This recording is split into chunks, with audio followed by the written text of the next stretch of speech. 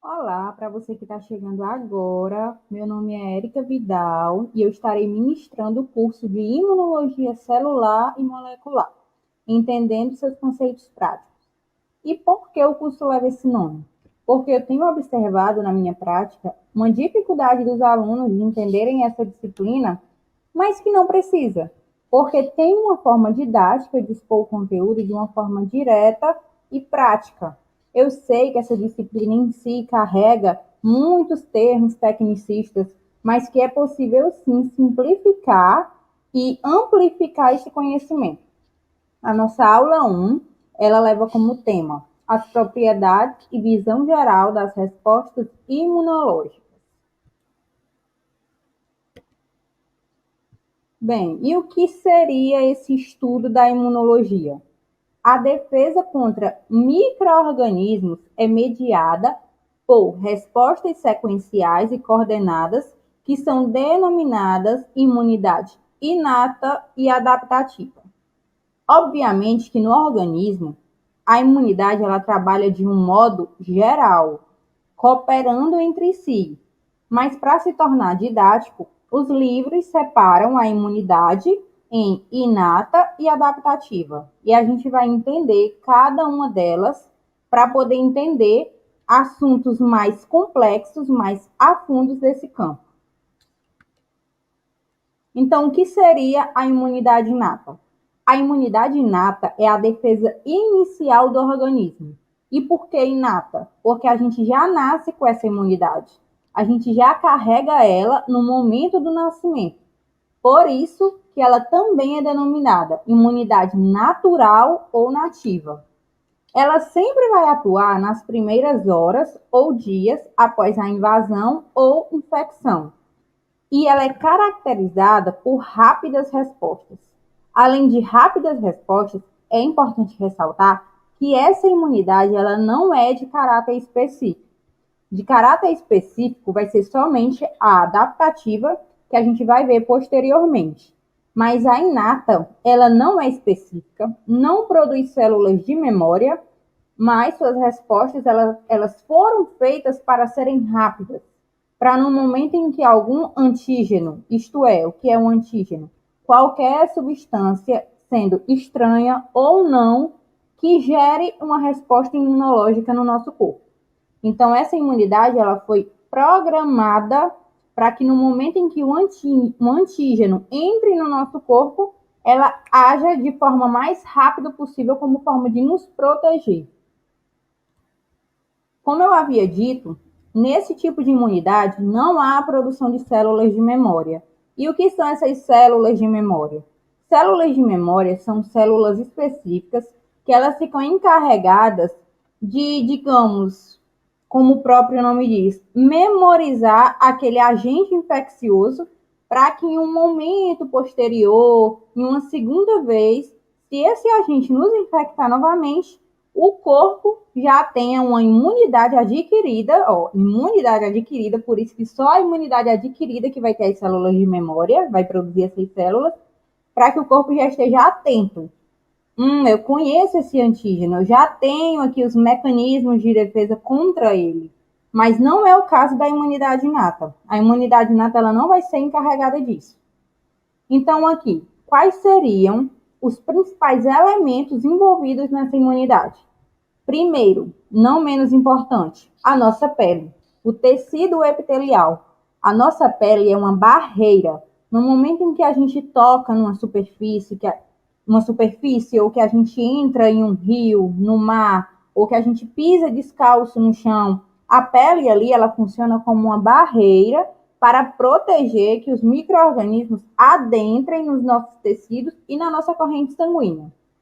Outras células muito conhecidas dessa imunidade são os fagócitos. Os fagócitos, eles são mais representados pelo macrófago e pelo neutrófilo. Na segunda aula, a gente vai ver especificamente cada célula dessa e suas funções. Mas, de início, vamos entender quais são as células que fazem parte dessa imunidade.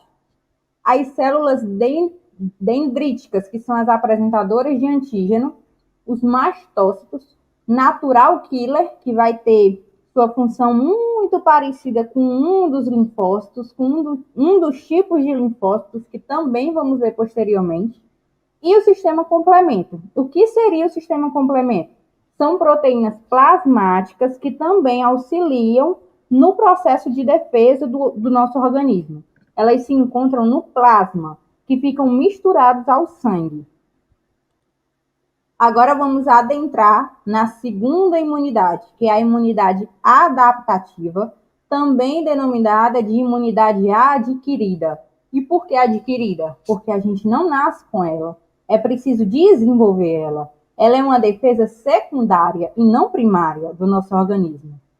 Então, entendendo suas características, respostas são fortes, ao contrário da imunidade inata, que são respostas mais rápidas.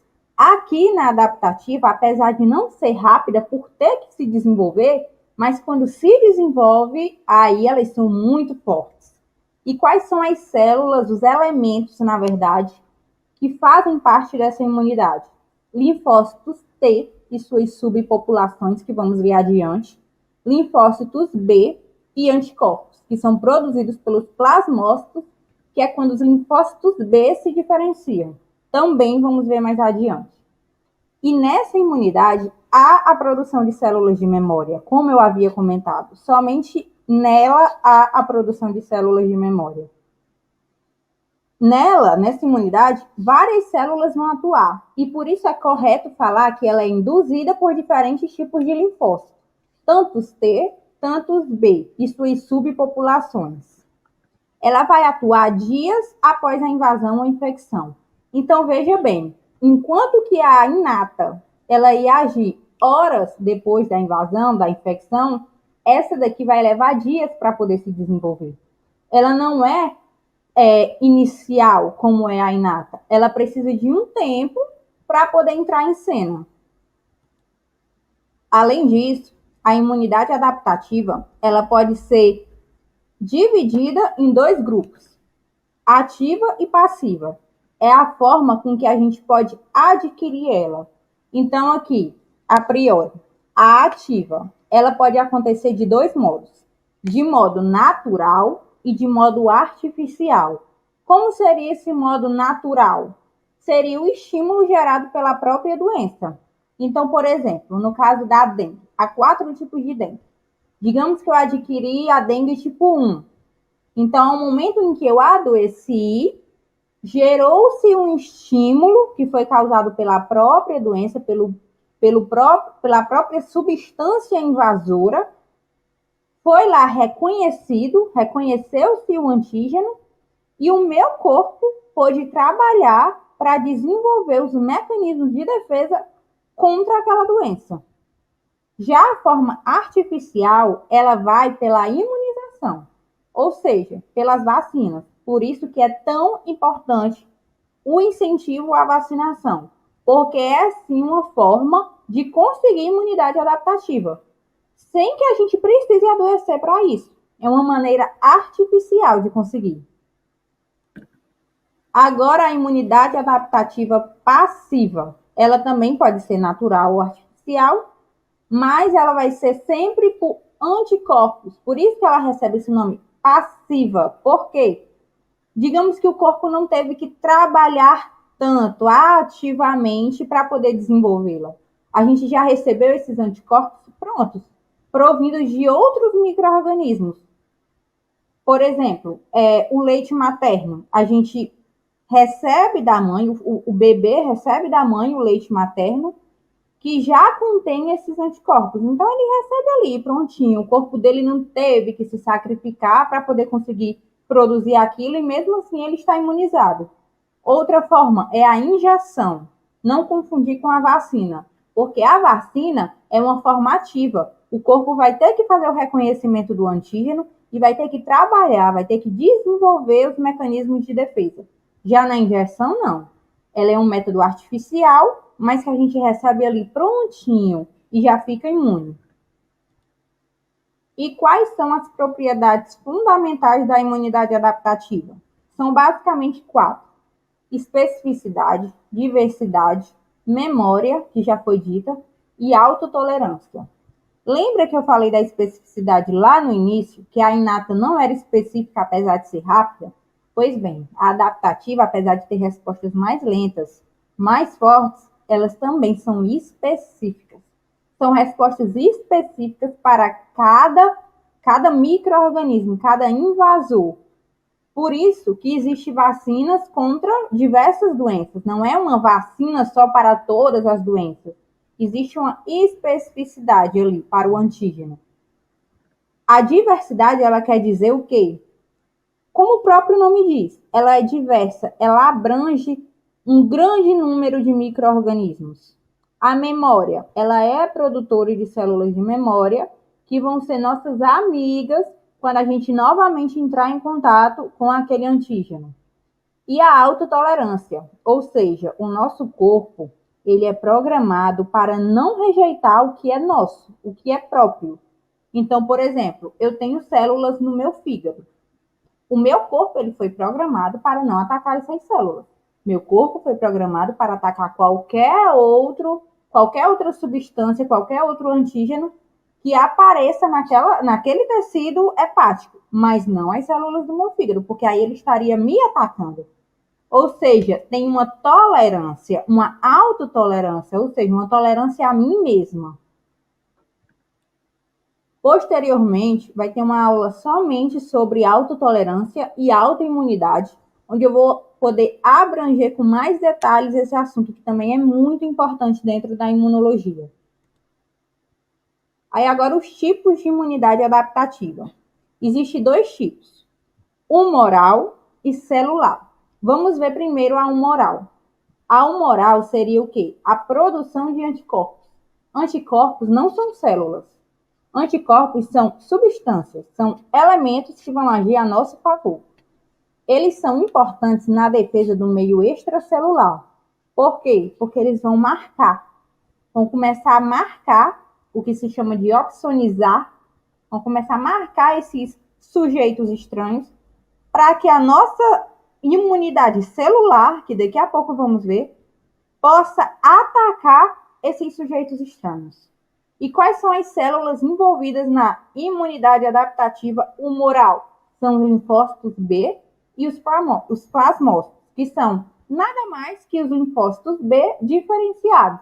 Ou seja, agora eles são secretores de anticorpos. O segundo tipo, celular, também denominado imunidade adaptativa mediada por células. Ela é efetiva na defesa do meio intracelular. E quais são as células que são envolvidas nela? Os linfócitos T e suas subpopulações, que também vamos ver a seguinte. Pois bem, qual é a diferença entre essas células? O que são as suas funções? Quais são as suas diferenças? Elas têm semelhanças? E isso a gente vai ver na próxima aula. E aí, tudo bem? Estou passando apenas para deixar um recado bem rápido para você que acabou de ver essa aula e que gostaria de assistir a todas as aulas desse curso. É bem fácil, basta você clicar no link que está na descrição deste vídeo ou acessar www.novacursos.com.br. Fazendo sua matrícula em nosso site, você terá acesso a todas as aulas desse curso e mais centenas de outros cursos, além de poder fazer avaliação. E caso você queira, poderá estar adquirindo o certificado com um valor bem acessível. Esse foi o recado que eu queria dar, aguardo sua matrícula. Até breve!